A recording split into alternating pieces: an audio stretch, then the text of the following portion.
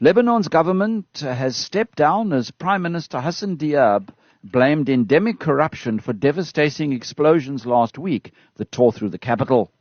The developments follow a weekend of angry, violent, anti-establishment protests in which many people were wounded and one police officer killed amidst a heavy crackdown by security forces.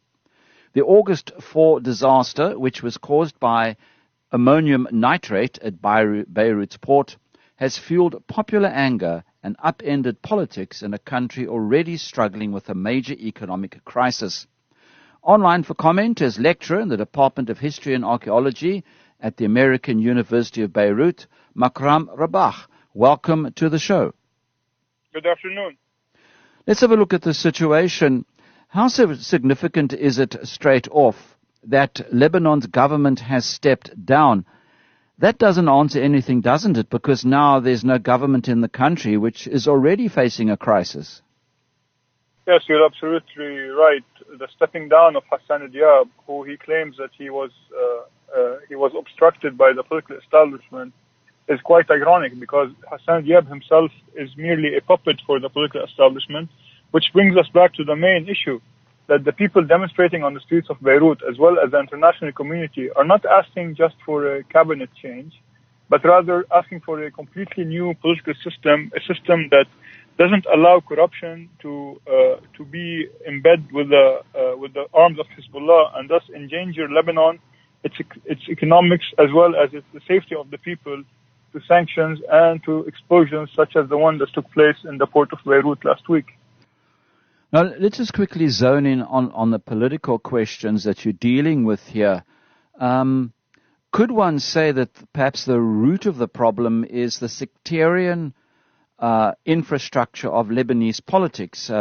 Just to inform our listeners, for example, that it is not purely a sectarian issue, because simply this system, which is a clientelist system, an archaic system that goes back to the 18th century, uses sectarianism as one of its operating systems. If sectarianism goes away and the system is allowed to continue, they will use gender, they will use ideology. It's not a matter of sectarianism as a matter of the framework in general, which impedes the rise of a true nation, a nation guided by rule of law as well as citizenship. People here are parts of groups, so this issue is not solely our problem. The problem that we could not develop this system into a new, more liberal system that allows incorporation of the minorities, as well as the fact that this opens up the door for external intervention, be it from the American side or, more importantly, through Iran, which basically controls the government through Hezbollah. Now, I mean, these are big questions, aren't they? How dissatisfied are the people of Lebanon with a scenario that you're describing, where you've got, to all intents and purposes, a state within a state? Hezbollah, on the surface, appears to be a state within a state. Is that a correct understanding of what I'm saying? Yes, true. This was the case before Hezbollah was able to destroy the Lebanese state. So now there's no longer a Lebanese state, but only Hezbollah. And Hezbollah grew from a regional militia, from a local militia that used to fight Israel, to a transnational militia which serves the wishes of the Iranian Revolutionary Guard. So these people are now fully deployed in Syria, in Iraq, and also all the way up to Yemen, not to mention their South American activities. This has placed Lebanon in the spotlight, and more importantly, it has ostracized and alienated Lebanon vis-a-vis the Gulf states, which for a long time used to pay for our corruption, in the sense they used to subsidize our economy. Many people claim that this is an economic problem. Economy always follows governance, not the other way around. And the fact that these people have always claimed that the problems start with Hezbollah. Hezbollah is certainly one of the big challenges. But the main challenge is convincing the political elite, the establishment, to leave and let us rule our own country. Now, could one of the problems, political problems in Lebanon be, is that I still see some of the old faces, the old names from the Civil War. It's almost as if not all personalities, some of them at least, changed their camouflage uniforms just for a business suit. True. Many of them threw their fatigues and just wore a tie, as you say. But during the war, they used to be more caring. They used to take care of their own people. Now, they just use their own people to get more gains. And just the destruction in Beirut at the moment could be remedied through the bank accounts of these corrupt politicians. None of them decided to pitch in and to really help out. And more importantly, we have problems, structural problems, that these people do not recognize that we have just stepped into the 21st century and they decide to run this as their fiefdom. This doesn't work anymore.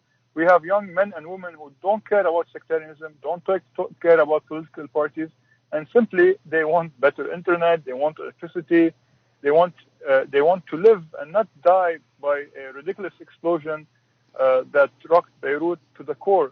I'm not only talking about physical destruction. We are a traumatized country being held hostage by a corrupt political elite.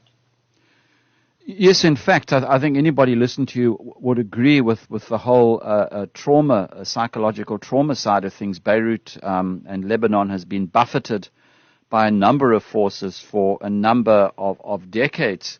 I mean, it's interesting to think that in 2005 there was the Hezbollah Israeli war in which Dahia, part of Beirut, was bombed.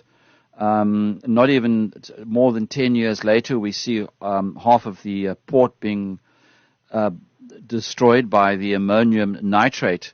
And is this absolutely typical of the political decay of Lebanon? Because most ports around the world would not leave ammonium nitrate in a warehouse for 6 years. They would destroy it immediately because they know the potential. Sir. Yeah. But the line of thought you're following is you're assuming that this was a mishap or mismanagement by the port authorities. This might have been the case because we don't know yet. But at the same time, the suspicion that Hezbollah is involved or this is an Israeli strike against Hezbollah stems from the fact that everyone knows that Hezbollah uses these ports and as well as the border with Syria, as well as the airport, as points for smuggling. They don't pay taxes on merchandise. In addition, they smuggle weapons. This has led, in a way, even if this wasn't the case in the sense that it was not a direct Israeli strike, this led to the erosion of the state and its various state agencies, which might have led to 6 years of misstoring. In my own analysis, there was a targeted hit on the port where there were ammunition. These ammunition acted as a trigger to the ignition of the ammonium. The nitrate on its own is not enough if you actually set fire to it. It's not enough to cause this explosion because it is not pressurized. The story here makes us demand for international investigation because we don't have any trust that anyone in power at the moment, especially, sir, that none of them resigned. We did not have any officer in the government or any judge or any politician actually have the decency to step down, not because he's guilty, but because he's irresponsible and guilty of mismanagement. So this leads us to asking from our international community and our friends across the world to come to our aid. Now, what sort of aid would Lebanon need right now? I think everybody around the world and us in South Africa as well have seen the protests. We've seen who the people are in the streets of Lebanon protesting, and we can see it's normal, caring citizens, the caring, loving people of Lebanon asking for a better deal for their future. Sir. My mom and my brother and my cousins and myself, I'm a lecturer of history. My job is not to demonstrate on the streets of Beirut, nor to tell them what to do. If they want me to tell them what to do, let them step down and we will bring young men and women to lead this country. Mm-hmm. We are, first of all, demanding from the international community, from the South African people who are listening to me here, stop giving them legitimacy and giving them here, I am saying the political elite. When you come and visit Lebanon in your political capacity, do not go meet our president. Our president is guilty of collaboration with Hezbollah, and he's guilty with collaboration with his son-in-law, the most corrupt politician in the country. By giving them legitimacy, you are helping these people kill us. Mm-hmm. Come stand with the people of Lebanon. Come stand with the ideas of liberal democracy, and do not give them the pleasure of continuing to kill us and to hold us hostages. As a matter of interest, is there a leadership in waiting in Lebanon, or will discovering a new leadership be part of the journey?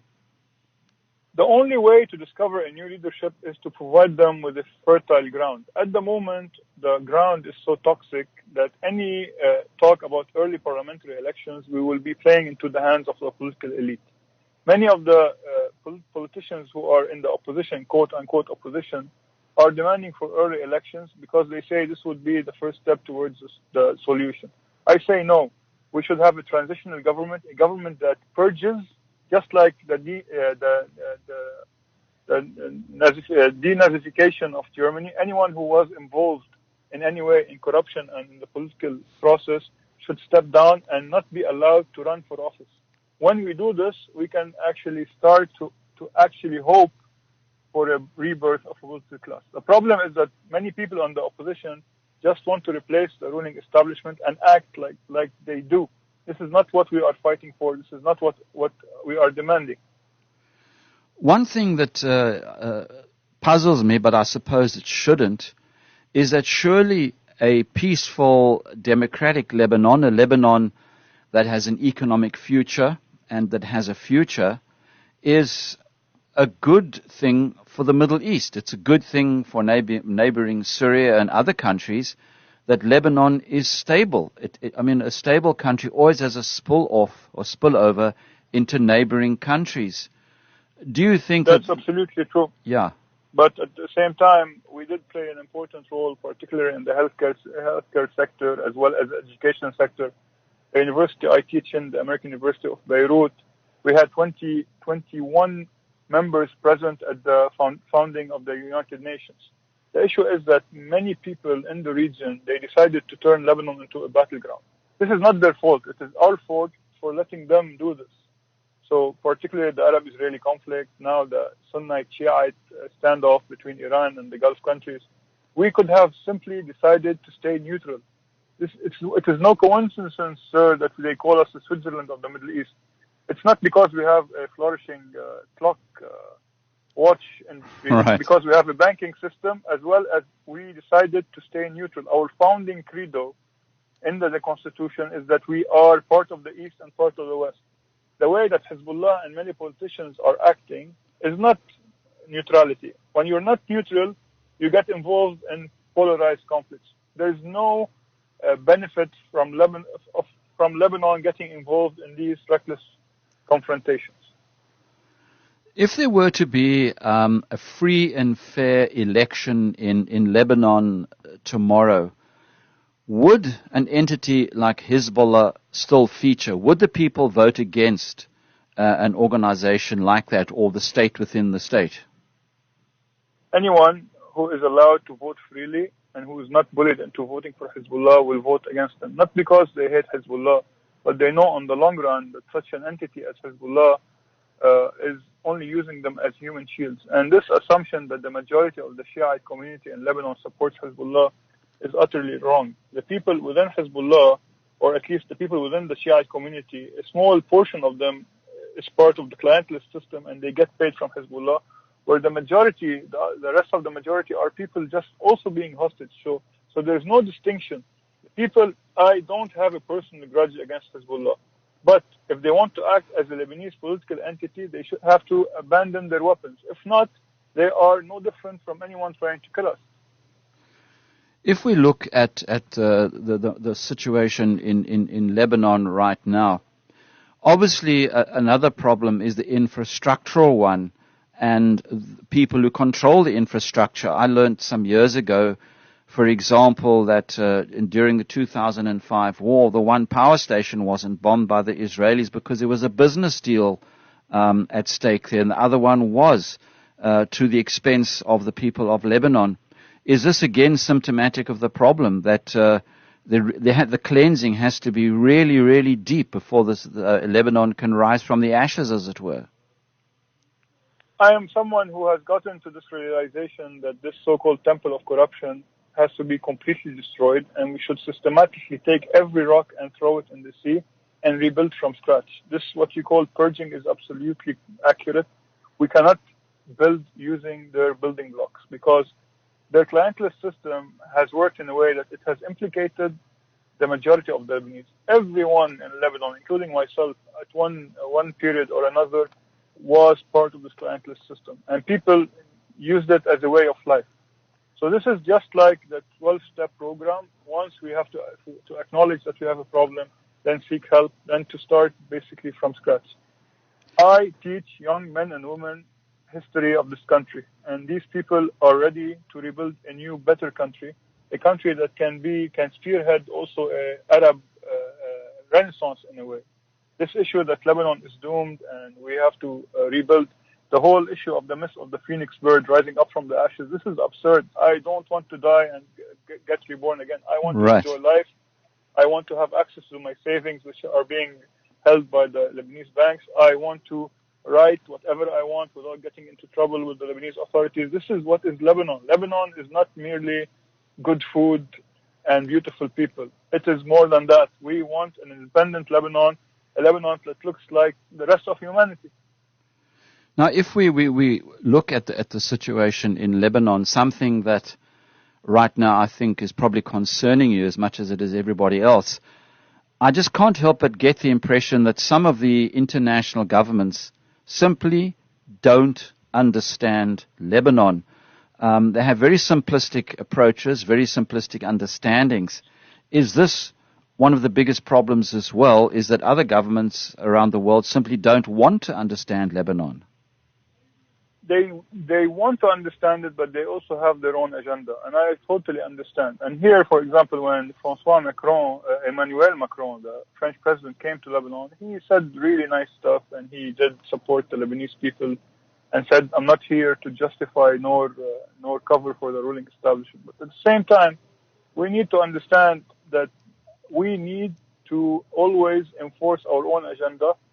And a lot of these countries have a short attention span, and because democratic countries usually have a change in power every few years, we have to be more open to them, and we need to understand that they cannot basically subsidize our corruption. And this is something that we lost all of our friends worldwide. And appealing to the IMF is our last option, and they told us, shape up or ship out. The problem is the Lebanese, not the external powers, who, as you mentioned, are either too negligent to read what we send them, or they just don't care. So why should I blame these people and not blame the people who I pay taxes for to run this country? No, absolutely. And a final comment, Makram, are you still an optimist? Because I detect there is some hope in your voice. Would you say... I'm a chronic optimist. This is how I was born, and this is how I was raised, and I'm a historian. So I don't look at events just from one perspective. We've been through worse. We will survive, and we will become better. But people should stop fearing Hezbollah. They should stop fearing this corrupt political elite. They cannot kill us all. And if they do, we have to continue. No going back. Lebanon is an utter shambles. This ancient city on the Mediterranean, the pearl of the Middle East, has been destroyed by greed, by corruption, and by a criminal syndicate that call themselves politicians. Yes, we will survive, and we will rebuild a new Lebanon. Makram Rabah, lecturer, Department of History and Archaeology at the American University of Beirut. Thanks for chatting to us about Lebanon. Everything of the best. Thank you very much.